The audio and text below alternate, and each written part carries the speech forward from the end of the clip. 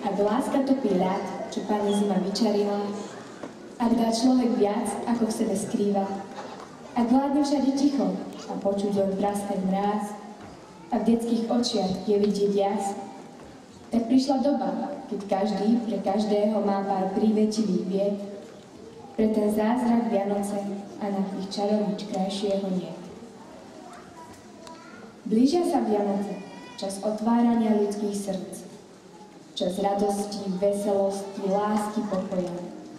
Čas, keď sa môžeme na chvíľu zastaviť, zamyslieť sa nad čarom a atmosférou vianočných sviatkov. Ľudí sa zmocňuje sviatočná nálada, každému ako si viac záleží na priateľoch, na blízkych a úcta k rodine nadobúda väčší rozmer. Rok čo rok k nám prichádzajú pomaly a nenápadne. Radostné, čarovné, bohaté, pokojné, lásky plné. Iba jediné sviatky v roku majú toľko prívlastkov. Na Vianociach sú krásne aj samotné prípravy.